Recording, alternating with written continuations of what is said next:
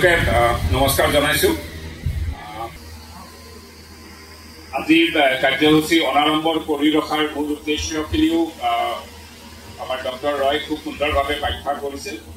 আমি সকলোৱে জানো যে আমাৰ জাতিৰ যি সম্পদ, সেই সম্পদ এজনক আজিৰ পৰা 3 দিন আগত আমি হেৰুৱাইছোঁ আৰু সেইকাৰণে ৰাজ্যিক খুব প্ৰক্ৰিয়া চলি আছে আৰু সেয়েহে আমি খুব অনাৰম্ভৰভাৱে এই বিশেষ অনুষ্ঠানটো আমি আয়োজিত কৰিছোঁ। তেওঁলোকে কষ্ট কৰি ইয়ালৈ অহাৰ কাৰণে নিশ্চয় মিত্ৰৰ বিষয়ে খুব সুন্দৰভাৱে ডক্টৰ ৰয়ে কৈছে, কিন্তু মই মোৰ সেই ভাষণত এইটোৱে ক'ব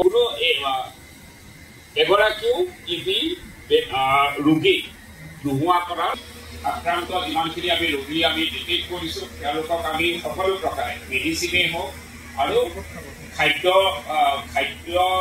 নিউট্ৰিচনেল ছাপৰ্ট বুলি যাক কোৱা হয়, খাদ্য বিভিন্ন ধৰণৰ প্ৰটিনযুক্ত খাদ্যৰ যোগান ধৰি তেওঁলোকক বা পুষ্টিকৰ খাদ্য যোগান ধৰি তেওঁলোকক দিয়াৰ যি প্ৰয়াস, সেই প্ৰয়াসটো আমাৰ চলি আছে। আজি নিশ্চয় মিত্ৰ অনুষ্ঠানটোৰ মূল উদ্দেশ্যটো এইটো আছিলে যে যোৱা এসপ্তাহ ধৰি আমাৰ সেৱা সপ্তাহ চলি আছে আৰু সেই সেৱা সপ্তাহত নিশ্চয় মিত্ৰৰ অনুষ্ঠানটো ৰখা হৈছে। ইয়াত এটা নিৰ্ধাৰণ কৰিব লাগে বা চিনাক্ত কৰিব লাগে আৰু তেওঁলোকক আমি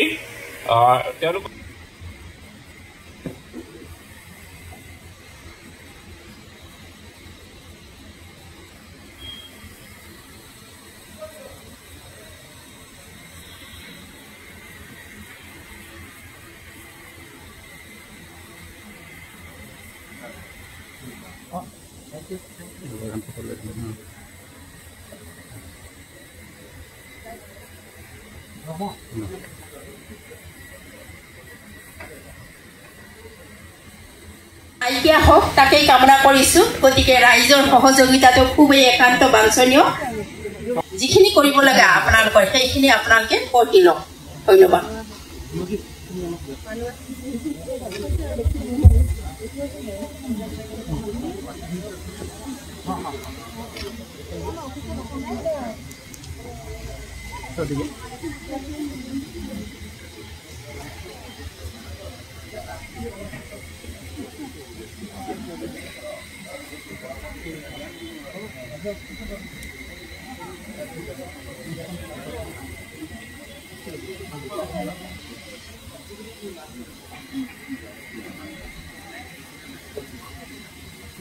চবকে দিয়া হৈছে স্যাৰ, কোনখিনি এটেন্ডেন্ট পেশেন্টখিনি ল'ব, পেশেন্টখিনি ল'ব হা, টিভিৰ ঔষধ খোৱা মানুহখিনি পাব। হ'ব বাইদেউ ৰ'ব।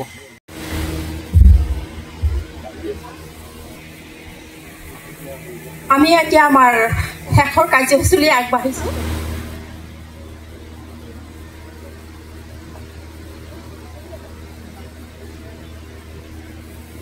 অসমৰ প্ৰত্যেকখন জিলাত সেৱা সপ্তাহৰ পাৰ্ট হিচাপে নিশ্চয় মিত্ৰ ফুড ডিষ্ট্ৰিবিউশ্যনৰ ইনিচিয়েটিভ লোৱা হৈছে। আমাৰ বঙাইগাঁও ডিষ্ট্ৰিক্টৰ 3টা LACত 3টা ভেনুত আমি আজি এই ফুড ডিষ্ট্ৰিবিউশ্যনৰ ব্যৱস্থা কৰিছোঁ।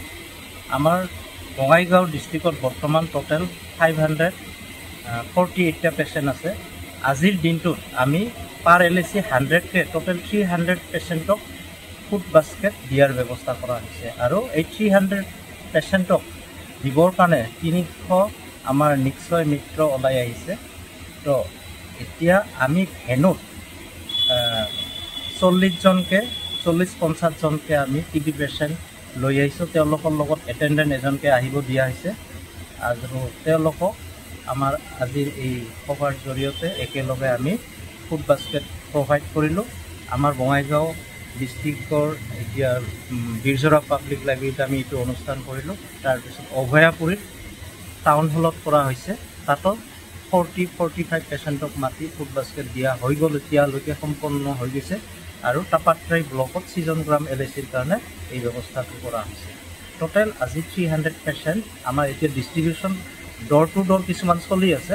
আজি আবেলিলৈকে টোটেল 300 পেচেণ্টকে ফুড বাস্কেট দিয়া হ'ব বুলি আমি তেনেকৈ প্লেনিং কৰিছোঁ আৰু নিশ্চয় এইটো কৰা সফল হৈ যাব বুলি মই আশা ৰাখিছোঁ। আৰু এইটো দিয়াৰ আজি মেইন উদ্দেশ্য হৈছে যে আমি পেচেণ্টবিলাকক টিবি পেচেণ্টবিলাকক নিউট্ৰিচিয়াছ ফুডৰ খুব দৰকাৰ সেইকাৰণে আমাৰ চেণ্ট্ৰেল টিবি ডিভিজনৰ পৰা প্ৰধানমন্ত্ৰী আমাৰ নৰেন্দ্ৰ মোদী ডাঙৰীয়াৰ ইনিচিয়েটিভত এইখিনি ব্যৱস্থা কৰা হৈছে তো ফুড দিয়াৰ মেইন উদ্দেশ্য তেওঁলোকৰ নিউট্ৰিশ্যন ষ্টেটাছটো আমি ডেভেলপ কৰিব লাগে আৰু আমি পেচেণ্টবিলাকক এনে প্ৰত্যেক মাহত 6 মাহ ট্ৰিটমেণ্ট চলে প্ৰত্যেক মাহত 1000কে আমি 6000 টকা আমি নিজৰ একাউণ্টত সোমাই দিওঁ অৱশ্যে আজি কেইমাহ মানৰ পৰা আমাৰ পৰ্টেলৰ অলপ প্ৰব্লেমৰ কাৰণে পেচেণ্টসকলে পইচাটো সোমাব পৰা নাই কিন্তু এইটো হৈ যাব চবে আমি এইটো জোৰকৈ কৈছোঁ যে তেওঁলোকক 6 মাহৰ 6000 টকা আল্টিমেটলি সোমাব আমি জেনাৰেলি 2টা ইনষ্টলমেণ্টত দিওঁ 6 মাহ পাৰ হয় 3 মাহত একবাৰ দিওঁ আৰু 6 মাহত একবাৰ দিওঁ গতিকে বহুতে এতিয়া নোপোৱাৰ মেইন কাৰণ পৰ্টেল প্ৰব্লেম এইটো সব খুব চৰ্টি হৈ যাব এইখিনিকে কৈছোঁ আৰু আমাৰ গোটেই আজি আমাৰ মেইন যে আমি বিশ্বমিত্ৰ হিচাপে আমি 100জনক বিচাৰিছোঁ পাৰ LAC ইয়াৰ মেইন কাৰণ হৈছে যে আমি সবকে ইনভলভ কৰিব লাগে আমি সকলোৱে আগবাঢ়ি আহিব লাগে পেচেণ্টবিলাকক আমি সকলোৱে সহানুভূতিৰে চাব লাগে আৰু আমাৰ ভিতৰত যিখিনি পেচেণ্ট লুকাই আছে এই সবৰে সহযোগিতাত কোঅপাৰেশ্যনত আমি উলিয়াই আনি তেওঁলোকক ডিটেক্ট কৰি আমি চৰকাৰীভাৱে তেওঁলোকক বিনামূলীয়া ট্ৰিটমেণ্ট দিব লাগে তেওঁলোকৰ আমি যেনেকৈ একাউণ্টত আমি পইচা দি দিওঁ যেনেকৈ ফুড বাস্কেট দিওঁ আৰু ঘৰৰ মানুহখিনিকো আমি স্ক্ৰিনিং কৰোঁ এটা পেচেণ্ট যেতিয়া ঘৰত ওলায় তেওঁলোকৰ গোটেই পৰিয়ালৰ মানুহখিনিক বা কণ্টেক্ট পাৰ্চনখিনিক আমি স্ক্ৰিনিং কৰোঁ মানে কাৰোবাৰ কফ থাকিলে কফ পৰীক্ষা কৰোঁ নাথাকিলে এক্সৰে কৰাওঁ আৰু আমি স্কিন টেষ্টো কৰাওঁ যদি তেওঁলোকৰ চিম্পটম নাই কিন্তু ইনফেকশ্যনটো যদি ভিতৰত আছে বুলি আমি গম পাওঁ তেতিয়া তেওঁলোকক প্ৰিভেণ্টিভ থেৰাপি দিয়া হয় যাতে ছেকেণ্ড আৰু এটা পেচেণ্ট সেইখন ঘৰৰ পৰা ওলাই আহিব নোৱাৰে এইখিনি সহযোগিতা আমাক সবকে লাগিব সবকে জনাইছোঁ ইয়াকে কৈ মই ক'ব লগাখিনি সামৰিছোঁ ধন্যবাদ